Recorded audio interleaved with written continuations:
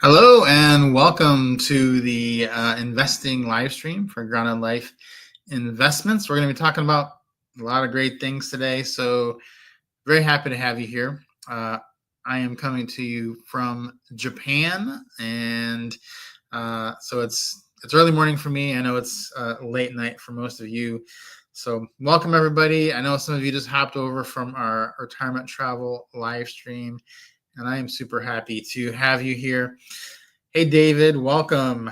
Ted, I see you are here as well, jumped over. We got Philly in the Brain and Brown Eyed Girl. A lot of familiar faces. Compass Chris, welcome from the retirement travel live stream. And Rush Clan is here. Welcome to you as well. So we are going to be talking about quite a few things today. Hey, Peter.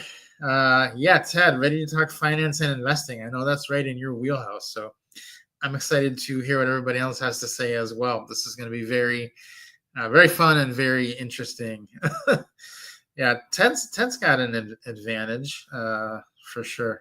Ted, I was on here last night for us. It would have been this morning for you, and I was like just making sure our camera would connect, and I saw that you had been in here. So yeah, we normally do these morning time in the USA, but since we're in Japan, the time zone is the exact worst time zone to do a live stream. So it's morning for us, night for you. So hey, Philly in the Brain, welcome to have you. Glad to have you here. Thanks, Compass Chris, appreciate that. So let's jump in. And I just want to say, if you guys have questions, drop them in the chat. If you have a stock you want to talk about, drop it in there. If I'm not familiar with it, I'll try to look it up and we can talk about them. But yeah, Sunday evening lives, you like that? Thank you. I like it too. Allie really likes it because it's hard for her to stay up late for the other live we do, which are usually very late at night for us, usually about midnight for us. Yeah, that's why David says, I'm not much of a morning person. This is as early as it's going to be. It can't get any earlier than this.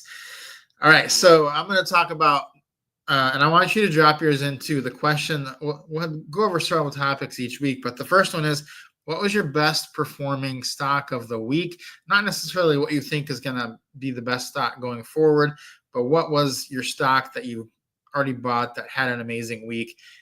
Just want to talk about those real quick because it's fun to celebrate the things that did well after you've done that. So my best performing stock of the week was Wolf, WULF, ticker symbol Wolf. And it was pretty amazing. We bought that stock. I'm going to put our portfolio up here on the screen. Part of it. This is the portfolio that I pick individual stocks in, not the ETF portfolio. But Wolf is on here in the fourth column, third one from the top. We had 369 shares of Wolf, and it is a data center AI play.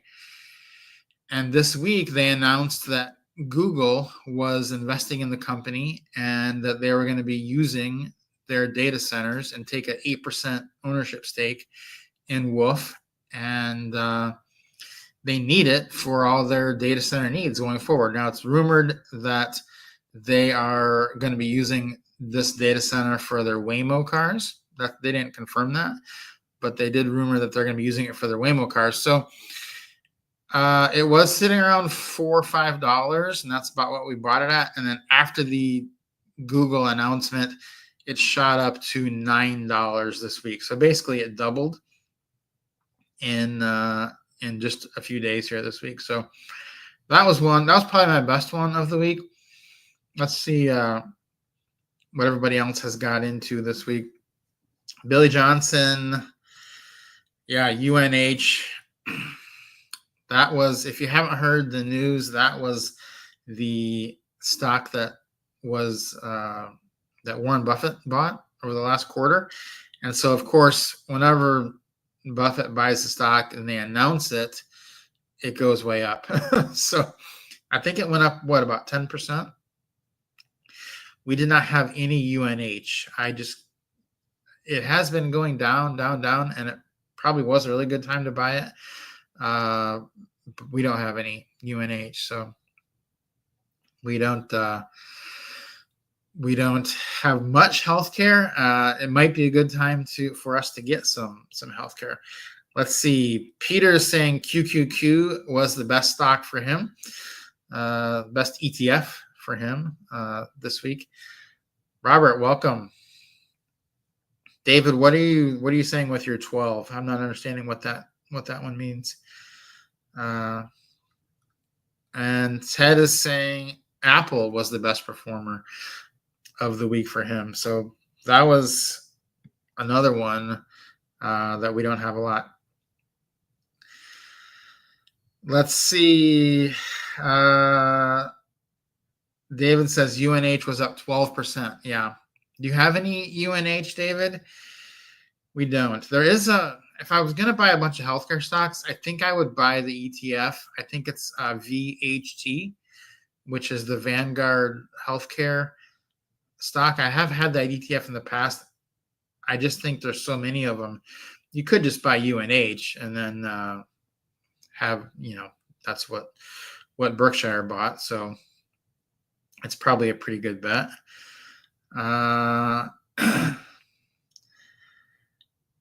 Let's see. Rush Clan is asking, are you analyzing the nitty-gritty numbers about what Google is doing and buying something in the news? I was not analyzing that Google would buy this company, Wolf, but I was analyzing that somebody would. And companies like Wolf, they're basically setting up their whole setup is that they're building these huge data centers, not for themselves.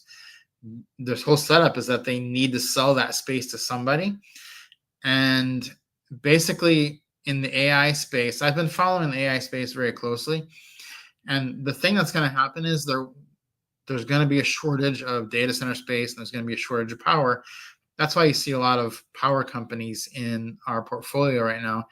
And so these companies that need the space, they're going to be acquiring it and they're going to do more deals like this because they're going to run out of space. There's so many things like Waymo and Tesla and every company as they put more AI solutions online, they'll need data center space and they're going to run out of space. So I've been investing in the companies that are building data centers, not necessarily knowing which company would buy it, but there's only a few companies that are big enough to take over the whole thing. So it's Apple, Microsoft, Meta, all the big ones. They all need, they all need space. So those are the companies that we're looking at. I didn't know Google was going to do that. So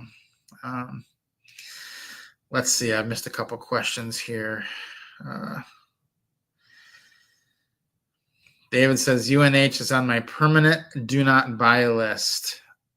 I don't know that I'm that strong with it, but I haven't bought it, and I probably won't. Yeah. Robert says he is paying Fidelity to manage for him. Yeah, that's a great option too. We don't have anyone managing ours, but we just have it set in a very basic, ETF driven portfolio. I think David was on here on the channel last week, and he was talking about his portfolio, and he basically just had all his money in VOO, VTI, VYM, and one other one, VUG. The basic 4 Vanguard funds that people do, and that's what we have a lot of our money into. So it's a pretty safe thing. Yeah. Ted says, when you're talking about these types of investment, I lost his comment here, but when you're talking about these types of investments, you don't want to have all your money. Like when I talk about this portfolio, and I did a video on it this week, that's not everything. That's the part that I'm doing. And so you don't want to have all of that in what you're doing. You want to have some of it in a little bit more safer thing, because some of these are speculative. Like Wolf was speculative. If you look over here on the first column, IREN, IREN, and CIFR, they're kind of the same as Wolf. They're data center plays. So, and then we have some utilities ETFs like XLU. I don't think that's really speculative. That's just a utility ETF, which should be pretty safe. And then other things like that. But yeah, you don't want to have everything tied up in something super speculative.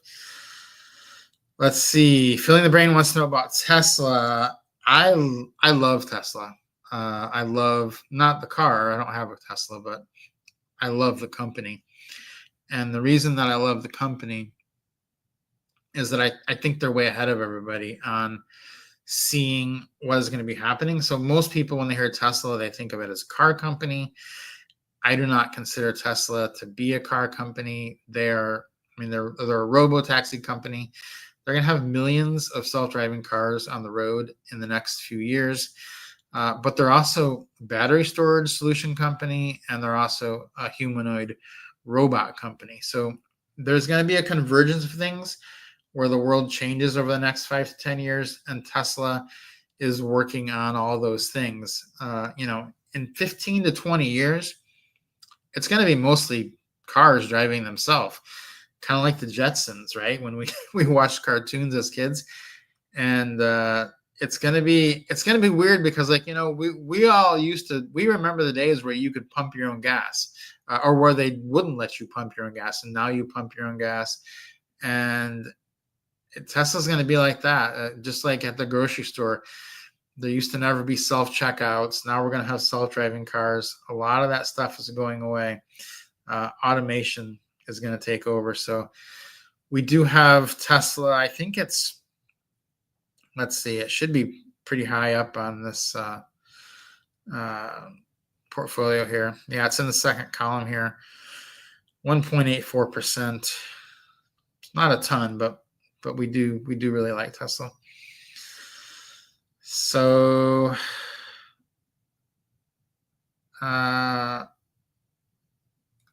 Billy's talking about ELV. That's Elevance. I did used to have some Elevance and don't have any anymore. I don't think I have much healthcare at all. So Ted's got a good point here too. He's talking about he works for a retirement system where investing time horizon is a 30-year outlook. And, that's the thing. We don't usually trade, like definitely not daily, weekly, monthly.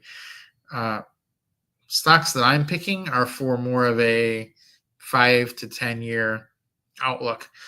I think it's hard for me personally to know what's going to happen more than 5 to 10 years out. So let's go into real quick a minute here of what we're buying, what we're selling. If you got things you're looking to buy this week, let me know in the chat and I'll let you know what we're buying. I alluded to it on our other live stream earlier that we are buying a few things, and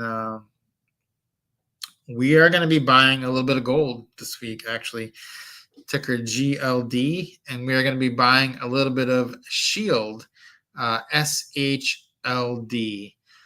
And so, yeah, Ted says he owns a Tesla, and Gary has owned and sold 2 Tesla. Robert agrees. Tesla, humanoid robots. It's going to be exciting to see what those things do. I don't know that I definitely want one around all the time, but it'll be interesting to see what happens with robots. Is AI overhyped? That's an interesting question. A lot of people. I do not think so. I think AI is actually underhyped, and I have lived through a lot of industries where AI has completely wiped them out in a matter of a year. As a photographer, AI has completely wiped out the photography industry. It has basically wiped out the blogging industry. And so those are 2 that I've seen. I think AI is here. It's only going to increase. I think we're at the beginning of the use cases. Right now, AI is not really integrated into our life because they don't have the end-to-end solution for it. But once they get those and a lot of things, like they have these robots, but they're kind of clunky. It's like the vacuum cleaner robot things that go around on your floor. Yeah, they work, but they're kind of a pain. Maybe it'd be easier just to get out your vacuum and do it. But eventually they're going to perfect this. And once they do, that's when AI, I think, is going to really take over, and you're going to see huge strides. I mean, who here, I'd be interested in the chat, who here has ever ridden in a Waymo where it's just like totally self-driving car? We did this while we were in, we were in San Francisco last year. We rode in a Waymo, and I tell you, it changed my entire outlook on the world because it was such an amazing experience that at that moment I realized AI was not overhyped because it was literally incredible. And if you've never ridden in one, I encourage you to get in one because I see people saying they're scared of them. Like if we're in San Francisco or LA or Atlanta, I won't ride in a car that's not a Waymo. I don't do Ubers anymore if there is one, because the Waymo is so incredible. Let's see. Ted's talking about JetQ for both individual and retirement accounts based on the covered call strategies. What do you guys think about JetQ? I have noticed recently that, have you guys noticed this? JetQ is gaining on JEPI as far as actual price. They're almost converging, whereas a couple months ago, JetQ was a couple dollars less than JEPI. So JetQ is appreciating quicker than JEPI. And I've always thought JetQ was better than JEPI. And I think not only the dividend return is better on JetQ, but I think the price appreciation is going to be better on JetQ. Robert says, Waymo, never done it. Don't trust it. Oh man, you have to do one. Has anybody else ever watched or ridden in a Waymo? Come on, someone has to do this.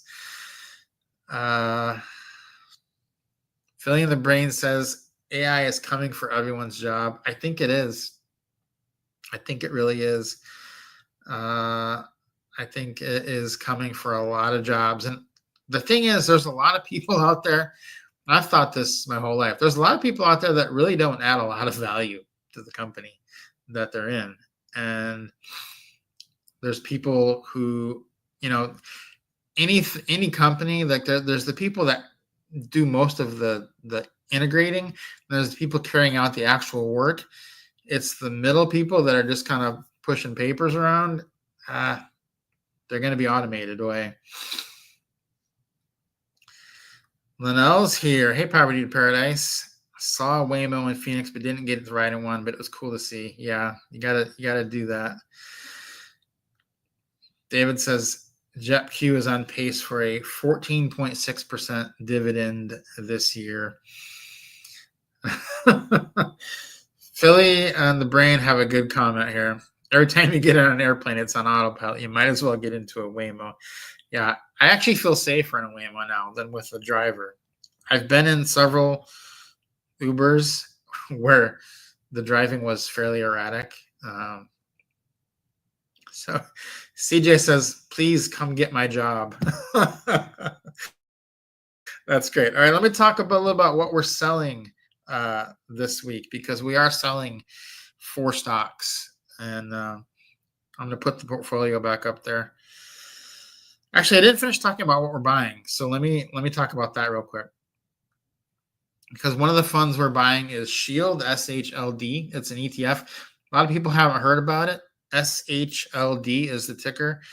And it is a defense fund. And one of the things that we've been talking about is that our portfolio here it is fairly aggressive, this part that we manage, and we wanted a little more, you could say safety, you could say defense, I think would be a better word for it. And I do believe that defense stocks, gold are a little bit in that category. So we're buying Shield. This is an ETF, and it's basically filled with worldwide defense corporations. And we do have some of it already. It has done pretty well for us. But this is the ETF, SHLD. We're going to be buying that tonight. And well, tonight for us. It is kind of weird because for us, the stock market opens at 10:30 p.m. I actually like that better than 9:30 a.m. Or I don't know how you guys do it on the West Coast. 6:30 a.m. stock market open. I would miss everything.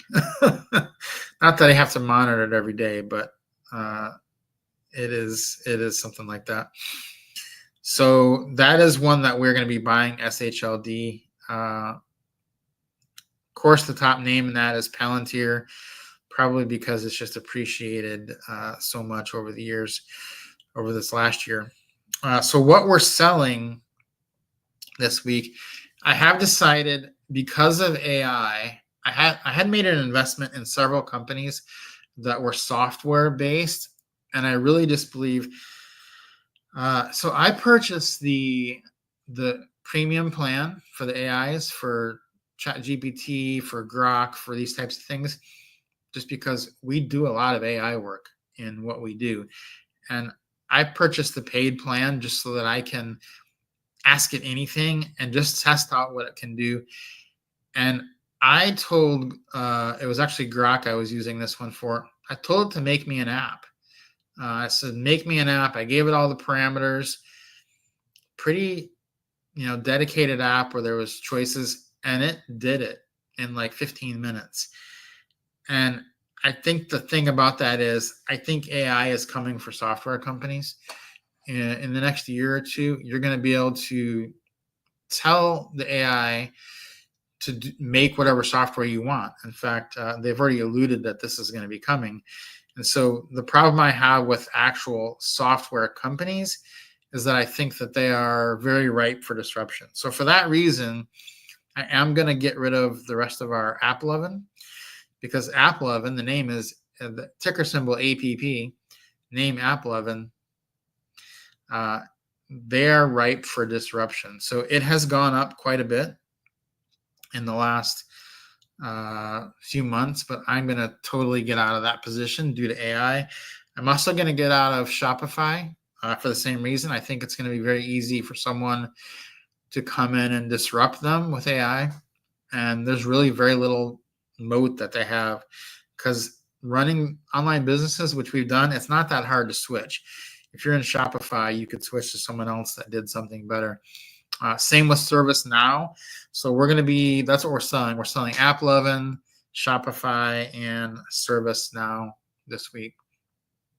So HJ Dreams is asking the question, any reason to not just stick to total stock market ETFs? There are a few reasons. A lot of people think that they can, but if that's what you want to do, that's a perfectly fine choice, and you will do well with that. So I think a lot of people like to take control of what they're doing.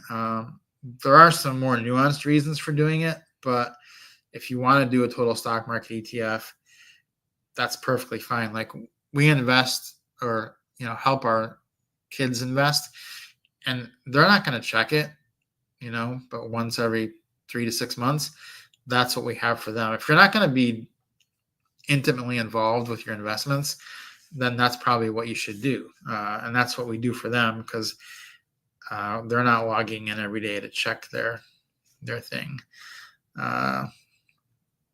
Robert says he's watching the numbers all day, every day. Jennifer says, I love Waymo, no driver to speak to. That is a big deal. Like, we have had some drivers that were just, wow. It was not good. Rush Clan says, AI scares me with how it will put so many people out of work and the societal impact. And that is coming. Make no mistake, unemployment is going to rise. There is no doubt in my mind. that unemployment will be rising, because they basically, these big companies, if you have children the age that I do, I know some of you others do, it is a tough landscape.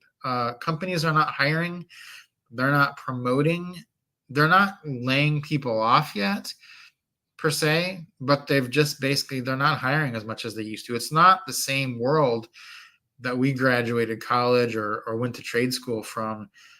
There just aren't as many jobs. And young people, I hear it, our kids' friends, they're the ones that are going to suffer. And it is going to be a societal impact, because they're going to start thinking differently about the world than we did when we were that age. Let's see here. Robert says the prices don't matter to me if I'm not selling. Hold, everything is fine. That's a good part. David is doing the day trading, or not day trading, not a day trader, but he's also not going to give up an opportunity by keeping money in dogs. I think that's about where I sit, because there are stocks now that are just, I get rid of the ones that I don't think are going to be good. But try not to do that too rashly. So.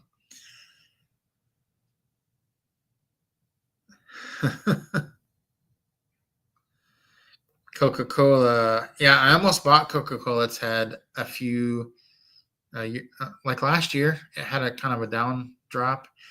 Probably should have bought it. Rush Clan agrees. Kids around my kids' ages. I think if like a lot of people our age don't see it, because if they don't have kids and they don't see how much AI is disrupting the hiring, because it hasn't really hit the elimination of jobs yet.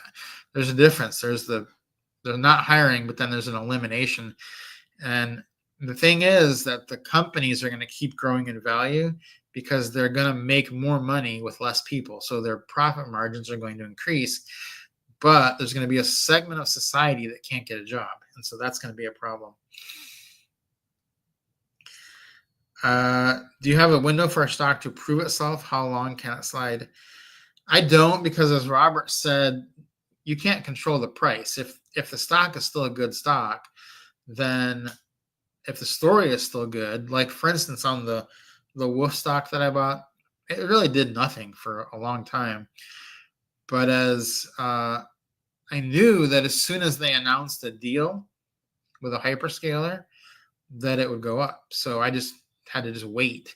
So the price in that instance actually meant nothing to me, because the potential of the stock was that they were going to make a deal with a big company like Google or Apple or Meta, and they ended up doing that eventually, and that's when the stock moves. So I think it just depends on how you see the company. If the company, like that's what happened with UNH. I thought about buying UNH a while back, and then just like bad thing after bad thing kept coming out, and I was like, yeah, the story is changing on this one. I don't understand it. I don't know why they're putting out so many bad things, but it's something that I don't want to get involved with, because I don't understand it.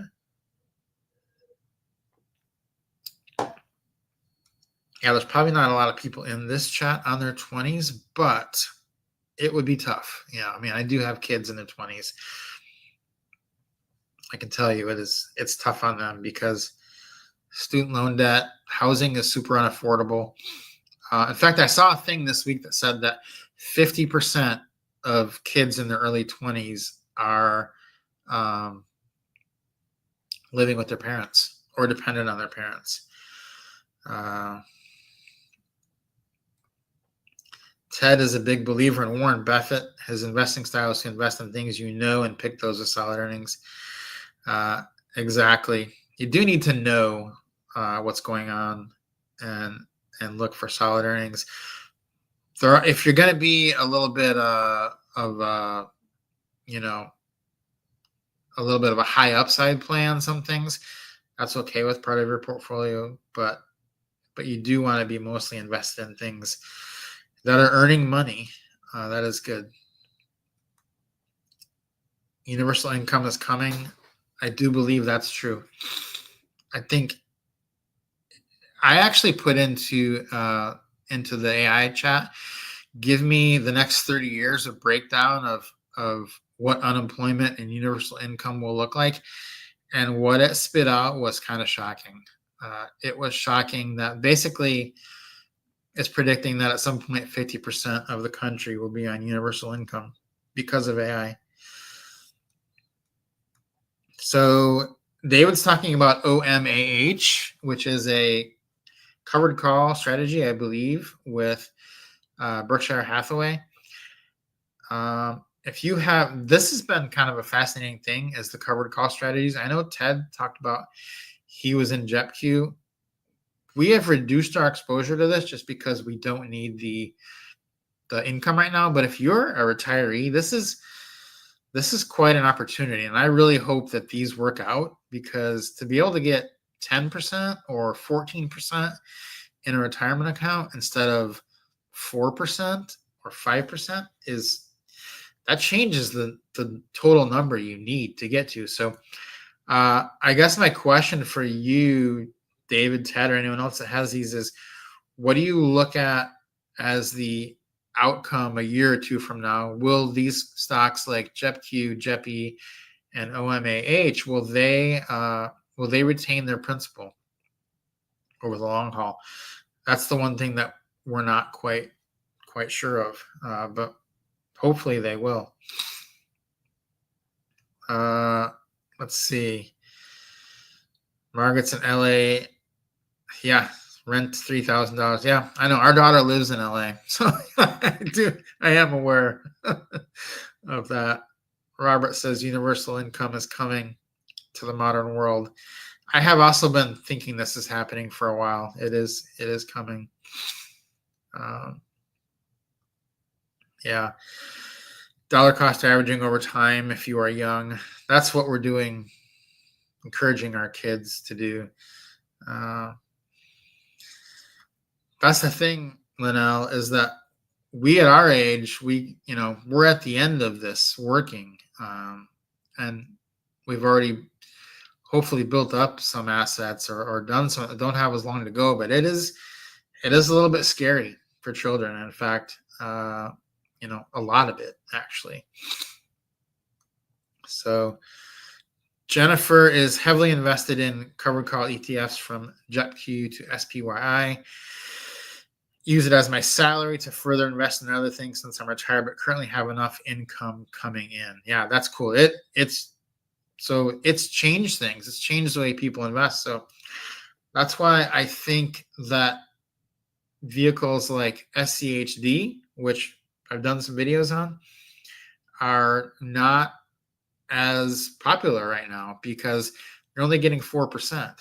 Something like JEPQ, I don't remember what the payout was this month, but it's been in the teens as far as percentage. So that's just a completely different thing. David's saying he watches for NAV erosion in JEPQ. I haven't seen any in JEPQ or JEPI. Have you seen any in the Berkshire one? Traveling Hatter wants to know, there is someone in here who has a position in that, and it was CJ Thurman, 300 shares annuity. Ted's talking about JEPQ. Yeah, the JEPQ fund managers, I think are pretty good. I don't know anything about the other ones, so SCHD. If you've noticed, SCHD is flat for the last, basically since the rebound happened. SCHD is flat, and it's not been keeping up. And so with only a 4% dividend, the problem is that the the cost of having your money in SCHD, you're waiting a long time because you can get 4% up front with SCHD, but right now it's not returning the appreciation, and so you're going to be hoping and waiting. Whereas with JEPQ, you're getting 12%, 13% up front every month, and a lot of people just like that more. Yeah, SCHD is a defensive non-tech play. That's exactly right. So it does have a position, but for the retiree who's looking to add income, it's not. It's not. People just see that dividend number and like, I would much rather get 12. Let's see. The thing that I worry about with OMAH is what's going to happen with Berkshire. Are they gonna keep performing or not? And so I don't know. I don't have any of it, but I wonder what's gonna happen with that. Let's see. Robert's saying something about the chat comments. This, yeah. So yeah, we switched to new software this week to run the live streams. So it's a little bit of a learning curve, but I like this because I like being able to do this, and I wanted to be able to share. With this, we can share screens. Like I can share this, and we can even bring guests on. So we can. If someone else has an investing channel, I can put them on the screen with me here too. So there's a lot of cool things in there. Let's see. I wanted to talk about. Do I do any? Let's see. Do I do any selling puts or cover calls? I don't personally. Mostly because in this lifestyle that I have, I cannot be in the market every day. Like there's a lot of days we're traveling. There's a lot of days I can't even get online. I could be on a cruise ship, and if I'm gonna do that, I'm just gonna buy JEPQ and let them do it for me, and they're probably gonna do a better job because they should be experts in it. So I don't sell them myself because it's just something that I don't want to put the time in. I'd rather spend my time doing something else. And I think they can probably do a better job, the fund managers of JEPQ than I could do. So I wanted to talk about another story. This was a Tesla story, and this is a chip story. So I don't know if you saw, but Tesla locked up all the chip production from Samsung for the next few years because they're going to need so many chips for their cars, for their robots, and everything else they're doing. So they basically locked up all chip production from Samsung. So there's only really a few major chip producers. You've got NVIDIA and AMD who design the chips and they sell the chips, but they don't actually make them. They're made by Samsung, TSMC, and Intel. And so Tesla has knocked out Samsung. And so one of the basic thesis out there is that Intel is one to look at because they're going to be needed. They're usually seen as the worst of these chip producers, but we're going to need their capacity here at some point. And they are the one that is based in the US. So it is going to be interesting to see what happens with them. Lionel's got a question here. If you have a target fund and want to dip into stocks, would you buy one stock at a time or pick a bunch and buy an equal percentage of each? I think you want to buy them one at a time, Lionel, because you don't want to just buy them. Like not every stock can be good, but at a certain point. So in other words, a stock might be an amazing stock, but it currently might be overpriced. And so you'd want to wait till you saw that that stock at a price you wanted to buy it at. You may want to wait till it drops a little bit, something like that. So we don't generally just go into the market and buy like 30 stocks in 1 week. So like each week I kind of look at it on Sunday and I'll say, is there anything that I want to buy this week? Is there anything worth buying?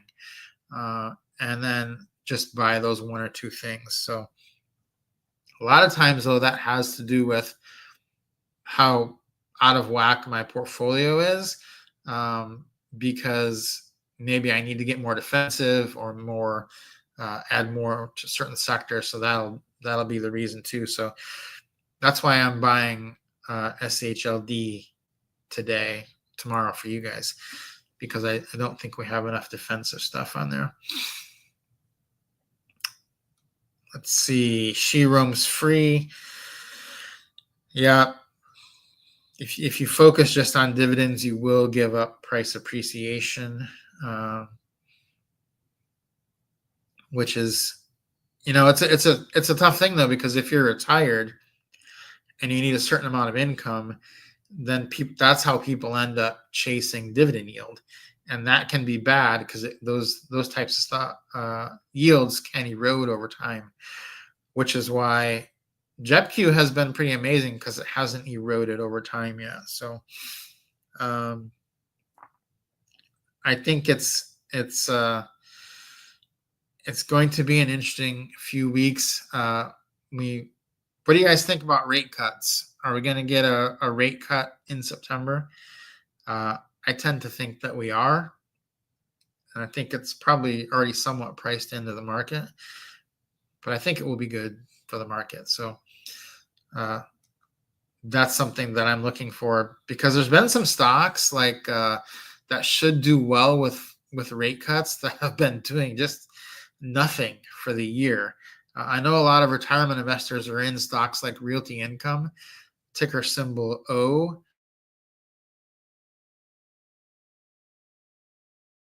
Have any right now, because it's been one that we've used over the years, and it has been at like $55, $56, or $57 for the entire year. It has basically not moved. We'll see. David says yes on the rate cuts. I think we'll get a couple. I hope so.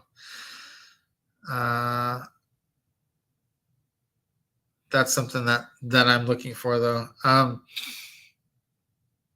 It's very tempting for us to just rush in and buy a bunch of things, getting back to what Anil was saying, because you want to have your money working. And I generally agree that you do want to have your money working, but I think you need to be cautious and make sure you understand what you're buying, because you don't really want to be buying and selling out of a lot of things. Now, if your theory changes on a stock, like my theory has changed on AppLovin, Shopify, and ServiceNow. Like it was a definite, like I was invested in those companies. Now I definitely, like I asked the AI. I went into Grok and I said, what about the company Shopify? You got to use your AI to ask it things, like, because it knows. I said, analyze the company Shopify. I put this into AI. Is AI going to disrupt Shopify in the next 2 years? And it came back and it said, yeah, AI is going to really disrupt Shopify because of this. And it gave out like 5 reasons that AI was going to disrupt Shopify. And I was like, okay, well, I bought Shopify at 101. It's now 140 something. The AI itself is telling me it's going to disrupt Shopify. It's probably time to get out. So it changed my thesis on the actual stock. I thought, this is no longer a good. It's what Ted said. He invests for a 30-year time period at his job. I'm more investing for a 5 to 10 years. So I said, in 5 years, Shopify could be non-existent anymore. Good to see you, David. Yeah, we're gonna log off here about now anyway. So I gotta get some lunch, but I just wanted to say to everybody, really appreciate your support on this channel, and we'll try to do these lives after our other live, and just bounce ideas off each other.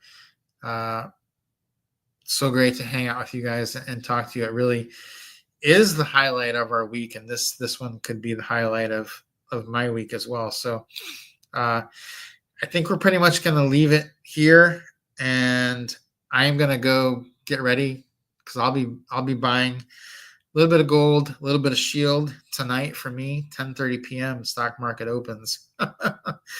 But you guys need to get some sleep, I'm sure. So good night, everyone. We'll see you next week. Have a great week, and thanks for hanging out with us today.